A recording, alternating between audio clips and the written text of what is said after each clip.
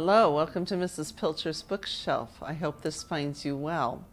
You may notice we're in a different location today. That's because it has to do with our book that we are learning about. Do you remember our book from last time? Well, the book is The Man Who Loved Libraries, the story of Andrew Carnegie. We are in a Carnegie library. We're in Peabody, Kansas. This is a Carnegie library that was built in 1914. So it's over 100 years old. And if you go, there are still lots of Carnegie libraries around, and hopefully you can find one to visit sometime. Peabody actually had a library before this library was built. So he just helped the town by providing the funds for them to build the building to have their library in. So it's just kind of fun to be here. And these libraries have taken time and money to preserve the building and keep it functioning and available for people to use today. So let's learn a little bit more about Andrew Carnegie.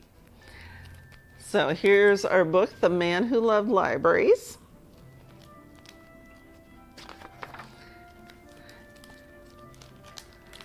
Story by Andrew Larsen, pictures by Katty Maurey. Andrew Carnegie was born in a tiny stone cottage in a small Scottish village. A large wooden loom took up most of the ground floor. Andrew and his family lived, ate, and slept upstairs in the attic. So he's born in Scotland. Now his father is a weaver, but fewer and fewer people are buying his cloth.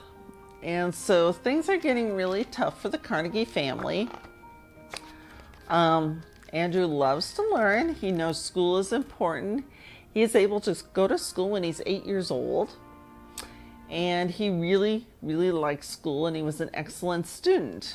But by the time he's 12, the family has decided that they need to move to the United States. They were on the sea for 7 long weeks. They finally arrived in New York City, and then they went to Pittsburgh. It took them another 3 weeks to get to Pittsburgh, where Andrew's aunts lived. When they're in Pittsburgh, they are able to find jobs. He and his father work in a cotton factory, a cotton mill, and because this is the kind of work they already know. But Andrew, even though he's young, he goes and gets another job, a better job. He becomes a messenger boy. And he has to learn the city of Pittsburgh. And so, and there's a train going through town, so just ignore the train. We are in Kansas, so lots of trains go through these towns to get grain at this time of year, especially. So he has to learn the streets, and he gets to know the businessmen. And then he just kind of keeps advancing himself. But the one thing he isn't able to do is go to school, and he really misses that. But there's a local businessman who has a library in his house, and he allows Andrew and other young people to come and borrow books on Saturday afternoon from his library. Well, by the time Andrew is 35 years old, he has become a very, very rich man. And he had more money than he could ever need. So what did he do? He gave it away. Andrew Carnegie never forgot the kindness of Colonel Anderson. He never forgot the light and warmth of the Colonel's library, how he loved to borrow the books that filled his shelves. He never forgot the joy he felt in learning. Andrew Carnegie used his own money to build public libraries so others could have the same opportunity. He built his first public library in the small Scottish village where he was born. But he didn't stop there. He went on to build 2,500 libraries all across the world, and here we are in one of those libraries. Coming to America as a poor young immigrant, Andrew Carnegie grew up to become one of the richest people in the world. He believed that riches are for sharing. He believed in helping others to help themselves.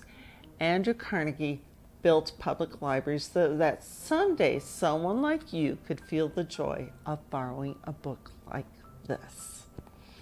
And then in the back of this book, there's more information about other things that he built and about his life a little bit. One thing about the Carnegie libraries, the community had to agree to pay for the books, the staff, and just the maintenance of the library, but he was willing to build the library if the community would commit to those things. So this is just another wonderful book to either check out from your local library, thanks to Andrew Carnegie, or to purchase to have it in your collection either through Amazon or your local bookstore. So I hope you enjoy learning a little bit about the man Andrew Carnegie. Now, our next story is about a person learning to read. Now I'll give you a clue. They're really old when they learn to read. It's a pretty inspiring story. Let me read you a little bit from this book. Whenever young Mary Walker was tired, she would shield her eyes from the sun and watch the swallow-tailed kites dip and soar above the trees. That must be what it's like to be free, she thought. Any idea what she is? What's happening in her life? But Mary didn't watch for long. Even at only 8 years old, she knew the first rule of the Union Springs, Alabama plantation she lived on. Keep working. She knew the second rule too. Slaves should not be taught to read or write, or do anything that might help them to learn to do so. Mary didn't stop working. She didn't learn to read either. But at the end of each long day, picking cotton, toting water to Papa and other slaves who chopped wood for the train tracks, or helping Mama clean the big house, she would lie in her little bed next to the crumbling fireplace and think about those birds. When I'm free, I'll go wherever I want and rest when I want, and I'll learn to read too. I hope you can figure out what this book is. She has quite a life, and she does learn to read, but it's much, much later in life. So hopefully I've given you enough clues.